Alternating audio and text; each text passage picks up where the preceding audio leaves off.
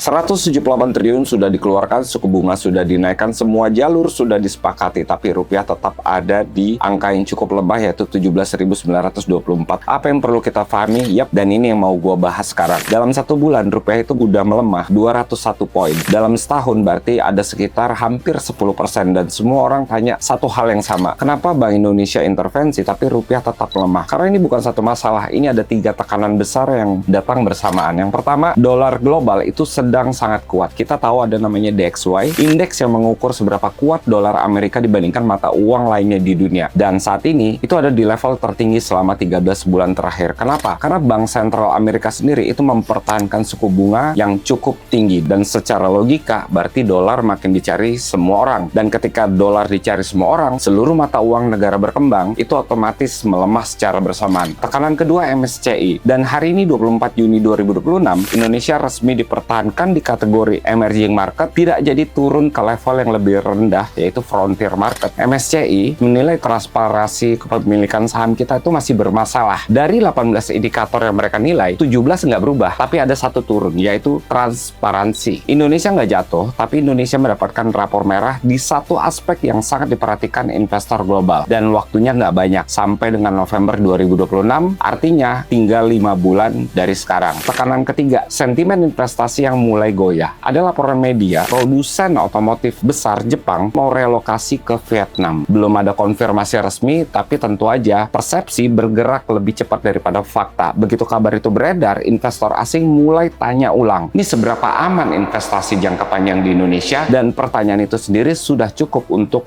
menekan rupiah kita. So, buat masyarakat, jadi apa yang harus kita lakukan? Yang pertama, jangan reaktif. Data tuh lebih penting daripada headline. Kedua, pahami konteks. Rupiah melemah itu bukan karena Indonesia lemah, tapi karena ada 3 tekanan global yang tadi udah gua sampaikan yang datang secara bersamaan. Yang ketiga, kalau kita benar-benar cinta Indonesia, kita tunjukkan dengan cara berpikir yang benar, bukan dengan panik, bukan dengan menyebarkan ketakutan, tapi dengan memahami, dengan membaca, dengan berpikir lebih dalam. Warren Buffett pernah bilang, bukan seberapa pintar kamu, tapi seberapa tenang ketika situasi tidak nyaman. Simple kok, orang-orang besar itu pasti dicetak dari tekanan yang lebih kuat. Tekanan itu yang membuat kita untuk tetap jadi lebih tangguh.